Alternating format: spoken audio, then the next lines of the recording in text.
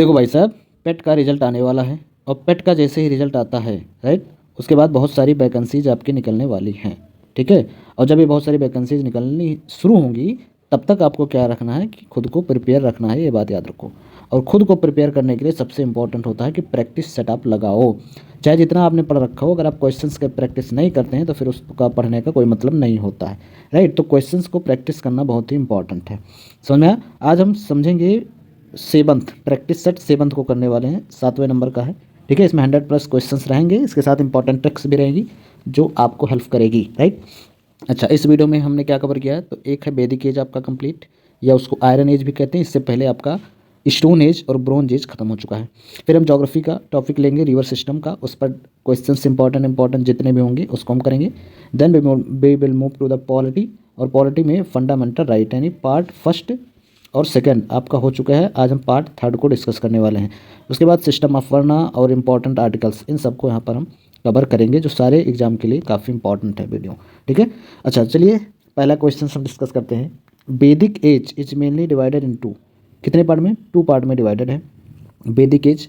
एक पार्ट है आपका अर्ली और एक है आपका लेटर। अर्ली से लेटर में बहुत सारे चेंजेस आपको देखने को मिलेगा। ठीक है, वो हम डिस्कस करेंगे, और इसलिए लेटर वैदिक पीरियड ज़्यादा इंपॉर्टेंट बन जाता है। तो अर्ली और लेटर वैदिक पीरियड, इन 2 फेज में हम डिवाइड करते हैं। जो बेसिकली आपका अर्ली, अगर हम फेज ऋग वैदिक फेज को पहले डिस्कस करेंगे तो 1500 से 1000, और लेटर वैदिक जो है वो 1000 से लेकर वो 500 तक माना जाता है। उसके बाद में आ जाता है जनपदा काल और फिर महाजनपदा काल। फिर हम पढ़ेंगे सारे डायनेस्टीज़ के बारे में, राइट। तो 1000 से 600 BC, और यहीं से फिर इसके बाद में जो आपके आ जाते हैं वो हेटेरोडॉक्स सेक्ट आ जाते हैं। ठीक है, हेटेरोडॉक्स सेक्ट, जिसमें आपके बुद्धिज्म और जैनिज्म और साथ में अजीबिकास, इन सबको भी हम डिस्कस करने वाले हैं। कुछ भी छूटेगा नहीं, ये मेरा आपसे प्रॉमिस है। बस आपको क्या करना है कि पूरे अच्छे से देखना है, अच्छे से प्रॉपर नोट्स बनाना है। ऋग्वैदिक आर्यन मैंने लिव्ड इन, कहाँ रहते थे? तो गंगा प्लेन में रहते थे। कहाँ रहते थे? गंगा प्लेन में। लेकिन ये तो लेटर वैदिक में शिफ्ट हुए, ये शिफ्ट हुए लेटर वैदिक में। पहले वो रहते थे पंजाब सप्त सिंधु रीजन में, जिनको हम क्या कहते हैं? आर्यन। ठीक है। ये बाद में लेटर वैदिक पीरियड में आप देखेंगे कि गंगा प्लेन में मूव किए, इसलिए जनपदास और महाजनपदास का डेवलपमेंट हुआ, क्योंकि यहाँ पर आपको फर्टाइल लैंड और प्लेन एरिया मिल जाएगा। नेक्स्ट है आयरन। आयरन को दूसरा नाम श्याम अयास भी कहते हैं। बिकम कॉमन कब हुआ? तो लेटर वैदिक पीरियड में आयरन कॉमन हुआ। कब हुआ? लेटर वैदिक पीरियड में। टर्म जो है वो है गहन कृषि बिगेन हुआ किस रीजन से? कॉपर टूल की वजह से, iron plough, bronze tool, stone tool. तो आयरन प्लाव की वजह से आपका गहन कृषि होना शुरू हुआ। देखो, इन सब में जितने भी यहाँ पर आपके मेटल दिए गए हैं, सबसे इंपॉर्टेंट है वो है आयरन। आयरन मजबूत होता है, तो आपके जो फॉरेस्ट हैं, फॉरेस्ट को क्लियर करने में काफ़ी हेल्प करता है। जब फॉरेस्ट क्लियर होगा तब हमको एग्रीकल्चर लैंड मिलेगी। एग्रीकल्चर लैंड मिलेगी तो हम एग्रीकल्चर प्रैक्टिस करेंगे। एग्रीकल्चर प्रैक्टिस करेंगे तो वहाँ पर रहन सहन डेवलप करना पड़ेगा। ठीक है, तो इसलिए इसको गहन कृषि में भी ये आपका आयरन प्लाव हेल्प करता है, राइट। नाउ असेंबली जो थी, सभा, देखो कई टाइप की असेंबलीज थी। सभा थी, राइट, समिति थी, सभा, समिति, विधाता। ठीक है, इतने टाइप की असेंबलीज थी। तो जो असेंबली सभा है उसमें कौन होता था? तो ट्राइबल मिलिट्री असेंबली होती थी। कौन सा होता था? ट्राइबल मिलिट्री असेंबली होती थी। सभा एक जनजातीय सैन्य सभा होती थी, जहाँ पर लोग इकट्ठे होते थे। इसके साथ सभा में और भी जो आपके कॉमन पीपल होते थे वो भी आ जाते थे, ये भी याद रखना है।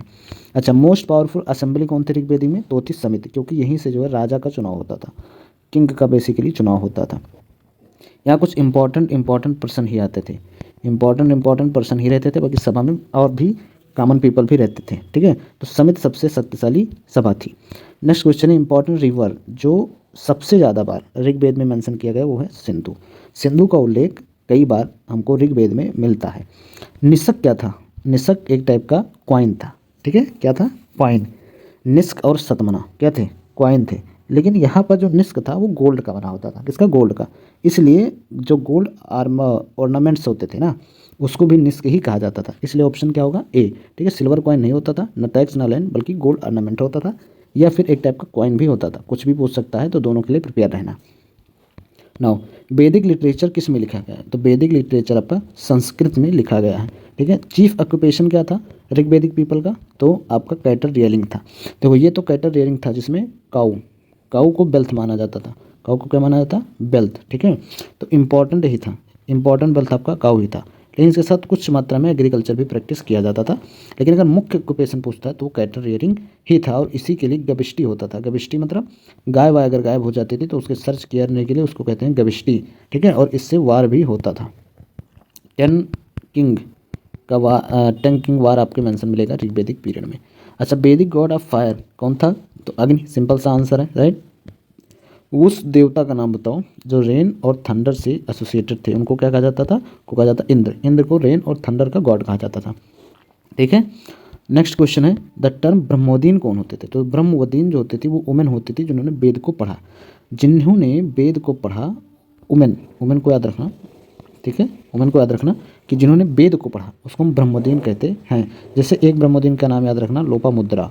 लोपामुद्रा एक पूछ लिया जाता है कि ऋग्वेद को लिखने में कोई ब्रह्मोदीन भी थी, तो हाँ थी, कई ब्रह्मोदीन थी, जिसमें एक इंपॉर्टेंट है लोपामुद्रा जो कई एग्जाम में पूछा गया है, ठीक है, तो इसको याद रखना है। पॉलीएंड्री, देखो एक होता है पॉलीगैमी, क्या होता है? पॉलीगैमी, डिफरेंस समझ लो। पॉलीगैमी में जो है क्या होते थे कि वाइफ्स होती थी, क्या होती थी? वाइफ्स होती थी, मतलब 2 या 3 शादियाँ होती थी। एक होता है पॉलीएंड्री, पॉलीएंड्री इसमें क्या होता था? तो इसमें हस्बैंड्स होते थे, क्या होते थे? हस्बैंड्स होते थे, मतलब यहाँ एक महिला के पुरुष होते थे कई, और पॉलीगैमी में एक पुरुष के कई महिला होती थी, उनकी वाइफ होती थी। तो बेसिकली आपके वैदिक एज में आपको पॉलीएंड्री देखने को मिलता है, जिसको हम बहुपति प्रथा कहते हैं। अच्छा, ऋग्वेद में कितने हाइमन्स हैं? तो 1028 हाइमन्स हैं, इसको बिल्कुल याद रखना है, इसको बिल्कुल याद रखना है। पुरुष सूक्त कहाँ से? सामवेद से, ऋग्वेद, यजुर्वेद या अथर्ववेद? तो आपका जो पुरुष सूक्त है ये भी इंपॉर्टेंट है। ये जो पुरुष सूक्त है, अभी आगे चलकर इस पर क्वेश्चंस मैंने बनाए हैं, काफ़ी इंपॉर्टेंट है। तो ऋग्वेद का पार्ट है वो है पुरुष सूक्त। अच्छा, पहले टाइम वर्णा का मेंशन आपको N/4 वर्णा है, ब्राह्मण, क्षत्रिय, वैश्य और शूद्रा से 4 वर्ण है। इनका मेंशन आपको कहाँ पर मिलेगा? तो इनका मेंशन मिलेगा आपको बेसिकली पुरुष सूक्त ऑफ द ऋग्वेद में, पहली बार इनका मेंशन आपको मिलेगा। इसलिए मैं कहता था कि पुरुष सूक्त जो है ऋग्वेद का काफ़ी इंपॉर्टेंट है। अच्छा, ब्राह्मण्स क्या होता? तो एक कमेंट्रीज होती थी, इन सबको भी नोट कर लो, इससे इस पर अलग से वीडियो पड़ी हुई है, काफ़ी लोगों ने देखा है। तो एक कमेंट्रीज होती थी जो ऋग्वेद को समझने में या वेद को, बेसिकली वेद को समझने में हेल्प करती थी।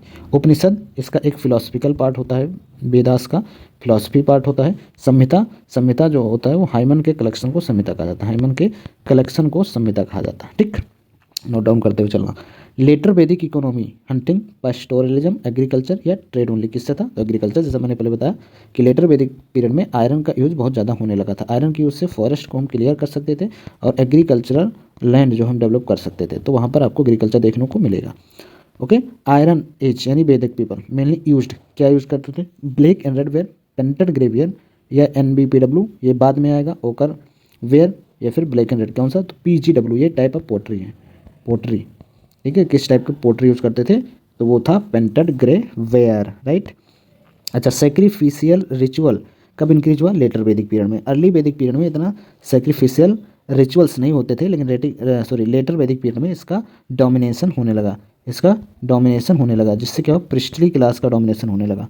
क्या हुआ? प्रिस्टली क्लास का डोमिनेशन होने लगा। जब प्रिस्टली क्लास का डोमिनेशन होने लगेगा तब आपका क्या होगा कि जो सोसाइटी है वो कई भागों में डिवाइड होना शुरू हो जाएगी, ठीक है। तो ये सारे फीचर आपको लेटर वैदिक पीरियड में देखने को मिलेंगे।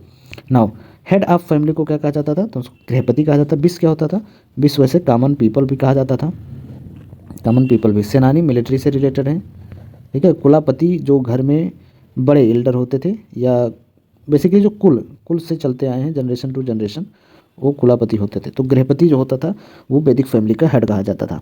अच्छा, लेटर वैदिक पीरियड में वुमेन का स्टेटस क्या था? तो डिक्लाइन हो गया था एज कम्पेयर टू अर्ली वैदिक पीरियड। क्या हो गया था? डिक्लाइन होना शुरू हो गया था।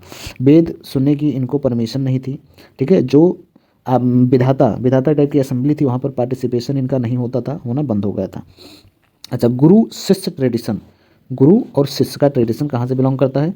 तो अरंग लिटरेचर, अरंग के मतलब होता है जो जंगल में लिखा गया, फॉरेस्ट में, ठीक है, जो फॉरेस्ट में लिखा गया उसको हम अरंग लिटरेचर कहते हैं, और वहीं से गुरु शिष्य की परंपरा शुरू हुई। अच्छा, काऊ, काऊ क्या था वैदिक एज में? तो एक करेंसी थी, ये भी याद रखना।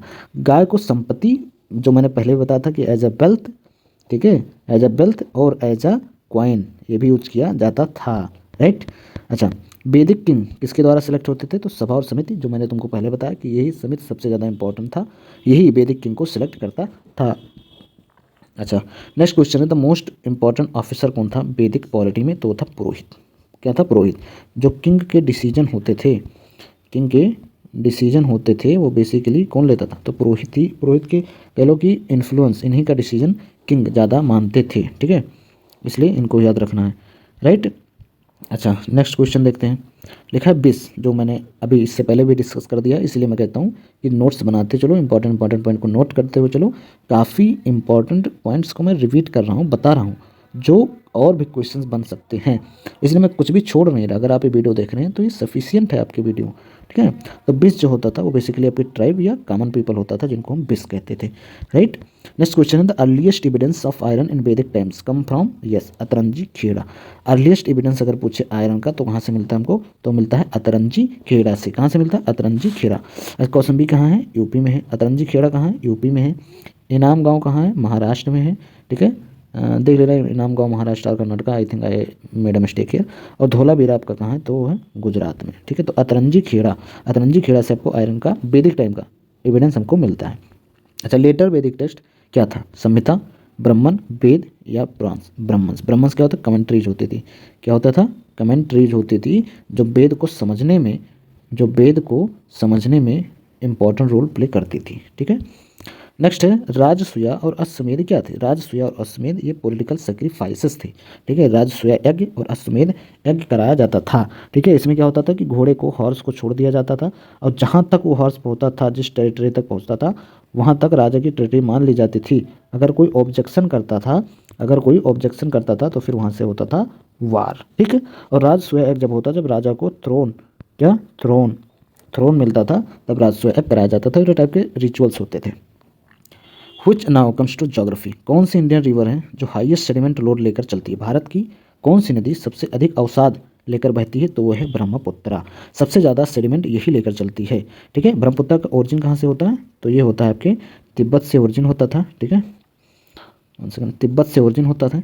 अरुणाचल प्रदेश में ये इंटर करती है धुबरी के पास। ठीक है, तब इसका नाम पड़ता है ब्रह्मपुत्र। तिब्बत में इसका जो नाम है वो है सेंगपो। ठीक है, सेंगपो। और तिब्बत में ही एक इसकी ट्रिब्यूटरी है, वो है रैंगपो और सेंगपो। ठीक है, ये याद होगा। और ब्रह्मपुत्र, ठीक है, ये एक डेल्टा भी बनाती है, जिसको कहते हैं मजूली आइलैंड, आइलैंड बनाती है, सॉरी, मजूली आइलैंड, जो कि आसाम में बढ़ता है। ठीक है, वेस्ट बंगाल, उसके बाद जाती है ये बांग्लादेश में। नाउ नेक्स्ट क्वेश्चन है, okay, heavy rainfall, steep gradient and this led to highest sediment load. Right to property, अब क्या है, देखो यार, राइट टू प्रॉपर्टी, इसको थोड़ा समझ लेते हैं। ये पहले जो आपका राइट टू प्रॉपर्टी, ये पहले फंडामेंटल राइट में था, फंडामेंटल राइट में था। पहले हमको 7 राइट मिले हुए थे, अब कितने हैं, अब जो है 6 राइट है, ये रिमूव हो चुका है। अब ये गया कहाँ, तो आर्टिकल 300A में गया राइट टू प्रॉपर्टी। कब गया, तो गया 44th कॉन्स्टिट्यूशनल अमेंडमेंट एक्ट 1978 से ये गया, तो भाई लीगल राइट बन गया। क्या बन गया, लीगल राइट, फंडामेंटल राइट नहीं है, कॉन्स्टिट्यूशनल या लीगल राइट है।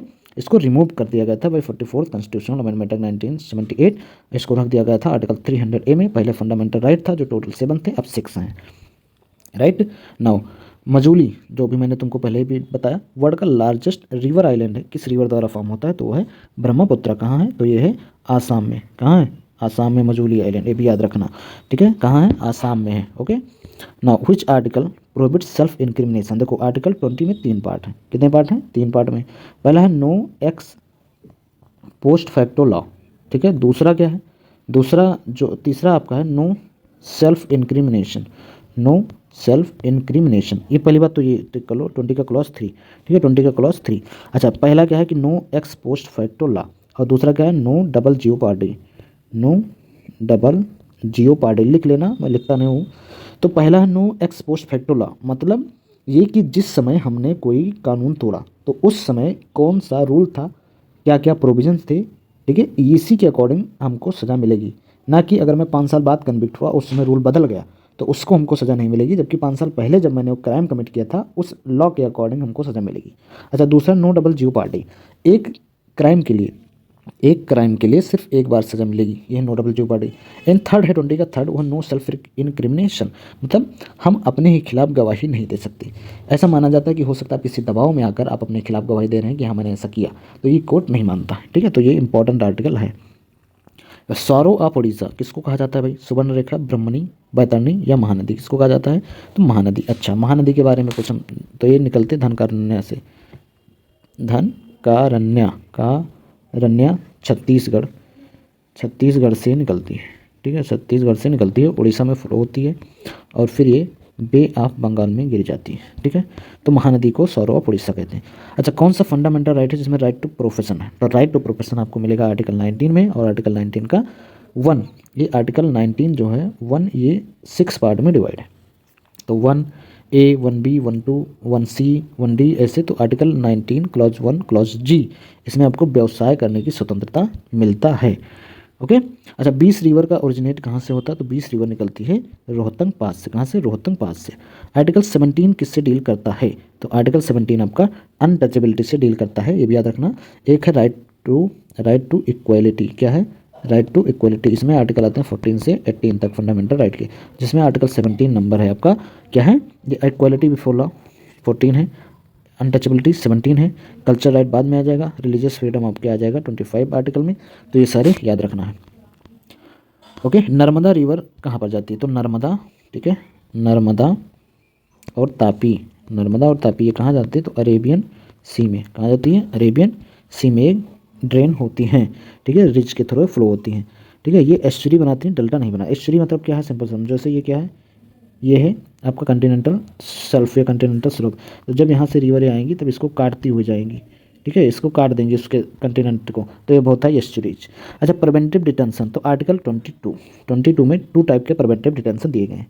एक तो जनरल है, ठीक है, क्या है? जनरल है। दूसरा जो प्रिवेंटिव डिटेंशन का रोल बना, जैसे यूएपीए। ठीक है, क्या है? यूएपीए। अगर इसके अंडर में आप किसी प्रिवेंटिव डिटेंशन के जो स्पेसिफिक एक्ट बने उसके अंडर में आप अरेस्ट होते हैं, डिटेन किया जाता है, तब क्या रूल है? और आप जनरल अगर आप डिटेन होते हैं तो क्या रूल है? इसके 2 आर्टिकल इसमें है। तो ये क्या है? 24 से 7 तक 22 आर्टिकल याद रखो, बस ये काफ़ी है।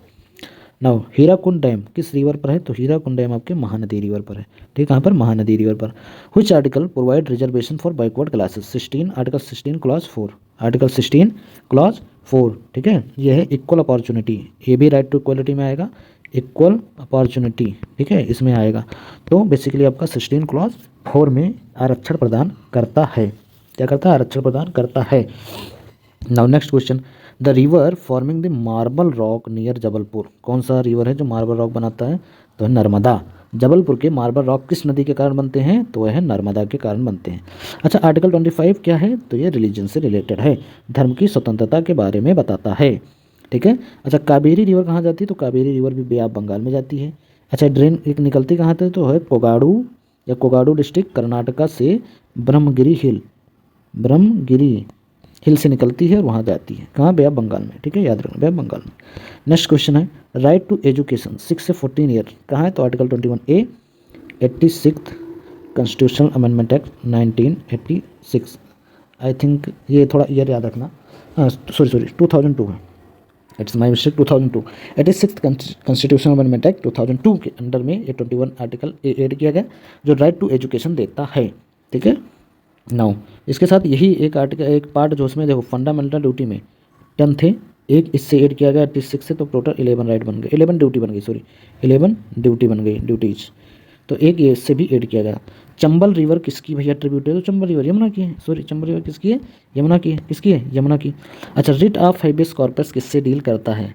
तो बेसिकली आपकी release from unlawful detention. 5 type के रिट होते हैं, हम लिखेंगे नहीं, समझा देंगे। पहला आपका हाइबियस कॉर्पस, इसमें क्या होता है? Presence the body. अगर आपको किसी ने अरेस्ट कर लिया तो आप कोई कोर्ट में गया तो कोर्ट आदेश देगा कि उस आदमी को हमारे सामने लेकर आओ। अगर पुलिस ने आपको डिटेन कर लिया तो कोर्ट आदेश देगा कि उसको हमारे सामने, हमारे कोर्ट में लेकर आओ। ठीक है, तो ये दोनों तरफ से होता है। एक तो आप पब्लिक अथॉरिटी से और पब्लिक दोनों से अवेलेबल है। दूसरा होता है मैंडमस। क्या होता है? मैंडमस। अगर कोई सरकारी कर्मचारी है, अपने काम को नहीं कर रहा है, तो आप मैंडमस रिट दायर कर सकते हैं। एक होता है आपका को मीन्स ये है कि अगर मान लो कि एक प्रिंसिपल है और दूसरा कोई शिक्षक है वहाँ का, मतलब कोई टीचर है, जनरल टीचर। अब रस्टिकेट करने का अधिकार प्रिंसिपल को, लेकिन रस्टिकेट अगर टीचर कर रहा है, ठीक है, रस्टिकेट कौन कर रहा है? टीचर। तो इसके पास ये अथॉरिटी नहीं ना टीचर के पास, ये अथॉरिटी प्रिंसिपल के पास है। तो प्रिंसिपल ही रस्टिकेट करेगा। अगर टीचर रस्टिकेट करता है तो को रिट दायर कर सकते हैं। इसी तरह जिस भी ऑफिशियल के पास जो पावर है, अगर उससे हटकर वो काम कर रहा है, ठीक है, तो आप को दायर कर सकते हैं। तो 3 तो बेसिकली है इंपॉर्टेंट। एक है सर्टियोरी, सर्टियोरी एक है प्रोहिबिशन। ये हायर कोर्ट जो होते हैं लोअर कोर्ट को इशू करते हैं। प्रोहिबिशन मतलब किसी केस पर रोक लगा देना, और सर्टियोरी मतलब क्या होता है कि रोक लगा भी देना और उसके बाद में उसको खुद हैंडल करना। तो ये दोनों तो इंपॉर्टेंट उतने नहीं है, बट ये हैबेस कॉर्पस, मैंडमस और क्वो वारंटो ये आपके लिए बहुत ज़्यादा इंपॉर्टेंट है। Which river is believe to be the remnant of ancient Saraswati, Ghaggar, Luni, Banas या साबरमती। तो घग्गर रिवर, इसको पहले भी वीडियो में मैंने बताया था कि सप्त सिंधु जो है आपका, सप्त सिंधु उसमें कौन कौन से आते हैं। तो एक तो आपका इंडस आएगा, झेलम, चिनाब, रवि, ब्यास, सतलज 6 हो गए, प्लस में सरस्वती जिनको घग्गर, हाकरा, हाकरा या फिर घग्गर इन दो नाम से बुलाया जाता था। ठीक, ये सब नोट करते हुए चलना, सिर्फ सुनते नहीं। Which article ensure direct access to the supreme court for enforcement of fundamental right, that is article number 32। इसको कहा जाता है, अम्बेडकर ने क्या कहा जाता है, soul of constitution, soul of constitution, संविधान की आत्मा कहा है। कौन सा आर्टिकल है, आर्टिकल नंबर 32। इसके खिलाफ आप कहाँ जा सकते हैं, heart and soul of constitution, direct supreme court में जा सकते हैं। अच्छा, आर्टिकल 226 के आप हाई कोर्ट जा सकते हैं, आपका अगर फंडामेंटल राइट का वायलेशन होता है तो। नेक्स्ट क्वेश्चन है, which of the following river form the Dhuandhar fall, Narmada. ठीक है, धुआंधार फॉल कहाँ है, तो नर्मदा रिवर पर है। ठीक है, जबलपुर, यहाँ पर आपको मिलेगा धुआंधार फॉल, लोकेशन भी याद रखना है। राइट टू इक्वालिटी किस आर्टिकल में है, जो मैंने पहले डिस्कस कर दिया, 14 to 18। ठीक है, वो equality before law, abolition of touchability, title 18 article है, टाइटल से रिलेटेड ये सारे डील करता है। द रिवर घाघरा, घाघरा को और क्या नाम से जानते हैं, तो सरयू, घाघरा नदी को सरयू नाम से भी जाना जाता है। किस रीजन में, अयोध्या रीजन में। अयोध्या किस रिवर के किनारे है, तो है सरयू रिवर के किनारे। Which fundamental right abolishes untouchability, article number 17, I have already discussed it. ठीक है, which river is known as Dakshin Ganga, it's Godavari, क्योंकि गंगा के बाद में ये सबसे लार्जेस्ट रिवर जो है वो है गोदावरी, और साउथ इंडिया का सबसे लार्जेस्ट रिवर है, ये है गोदावरी। ठीक है, नाउ आर्टिकल 32 क्या कहते हैं, heart and soul of the constitution. ठीक है, किसने कहा, डॉक्टर बी आर अम्बेडकर ने। तीसरा रिवर किसकी ट्रिब्यूटरी है, ब्रह्मपुत्र, गंगा, यमुना, इंडस। तो ब्रह्मपुत्र की ट्रिब्यूटरी है, क्या है, ब्रह्मपुत्र की। Which fundamental right ensure freedom of speech and expression, ये आर्टिकल 19, क्या है, article 19, clause A, clause 1 clause A, right. Which of the following flows from India into Pakistan, that is, अच्छा बताओ, रवि, ब्यास, झेलम। झेलम में कौन सा होगा, तो both A and B, okay, Jhelum भी और रवि भी। ठीक है, नाउ नेक्स्ट क्वेश्चन क्या है, राइट टू एजुकेशन कहाँ है, आर्टिकल 21 ए में। मैंने पहले बताया 86th constitutional amendment act 2002 under the Vajpayee government, Vajpayee government. ठीक है, नेक्स्ट है, which river form the Majuli island, फिर रिपीट हुआ, ब्रह्मपुत्र, आसाम में, आसाम में। नाउ कल्चरल, अच्छा एक बात और याद रखना, वो सुंदरबन डेल्टा, सुंदरबन डेल्टा ये कौन बनाता है, तो गंगा और ब्रह्मपुत्र जब मिलती हैं तब ये बनता है, ये भी याद रखना। सांस्कृतिक एवं शैक्षिक अधिकार किसके अंतर्गत आते हैं, 19 और 30। यहाँ पर माइनॉरिटी के बारे में बताया गया है। माइनॉरिटी डिफाइन नहीं कॉन्स्टिट्यूशन में, जिसमें दो टाइप के माइनॉरिटी हैं, एक तो है आपका 1 second just give me 1 second, religious minority, एक है लिंग्विस्टिक माइनॉरिटी। दो टाइप के, लिंग्विस्टिक मतलब जिसका लैंग्वेज को कम बोलने वाले हों, और रिलीजियस मतलब जिस धर्म को पालन करने वाले कम लोगों, फॉलो करने वाले कम लोगों। तो उनके राइट के बारे में आर्टिकल 29 और 30 में डिस्कस किया गया है। Which river is called sorrow of Bihar, that is Kosi. ये जो है अपना ट्रैक चेंज करने में काफ़ी माहिर है, ट्रैक चेंज करने में या फिर कोर्स चेंज करने में ये काफ़ी माहिर है, इसलिए सिल्ट वगैरह ज़्यादा डिपॉजिट हो जाता है, बाढ़ भी आ जाती है। प्रोटेक्शन फ्रॉम फोर्स लेबर किस आर्टिकल में है, तो वह है आर्टिकल नंबर आपका 23। अच्छा, बच्चों के लिए, चिल्ड्रन के लिए क्या है, चिल्ड्रन के लिए आर्टिकल 24, इसमें आपका बेगार आ जाता है। ठीक है, ट्रैफिकिंग आता है, ट्रैफिकिंग का पूछे तो आर्टिकल नंबर 23। पेरियर रिवर कहाँ से फ्लो होती है, तो कर्नाटक, केरल से फ्लो होती है। बेम्बनाड लेक जानते हो, बेम्बनाड लेक में भी पेरियर रिवर फीड कराती है। इसके साथ में और भी याद रखना है तुमको पेरियर रिवर के बारे में, ये जो है कार्डामम जो रीजन है, कार्डामम रीजन, वहाँ से भी पेरियर रिवर फ्लो होती है। Which article prohibit employment of children below 14 years in hazardous, तो जैसा मैंने अभी डिस्कस किया article number 24। Kaveri river dispute mainly किसके, तो दो है, एक है कर्नाटक, तमिलनाडु। कर्नाटक के कोगाडू डिस्ट्रिक्ट से निकलती है, कहाँ से निकलती है, कोगाडू डिस्ट्रिक्ट से निकलती है, ब्रह्मगिरी हिल से, ब्रह्मगिरी हिल से। ठीक है, तो दो स्टेट के बीच में डिस्प्यूट है। Right to constitutional remedies allows, क्या, right to enforce right base, ये ठीक है, आर्टिकल नंबर 32। ठीक है, the Luni river drains into, तो रन ऑफ कच्छ में गायब हो जाती है, ना तो अरेबियन सी में जाती है और ना ही बे ऑफ बंगाल में जाती है, रन ऑफ कच्छ में गायब हो जाती है। ठीक है, which right was deleted as fundamental right in 1978, वो है राइट टू प्रॉपर्टी, ठीक है, 300A आर्टिकल नंबर, ठीक है।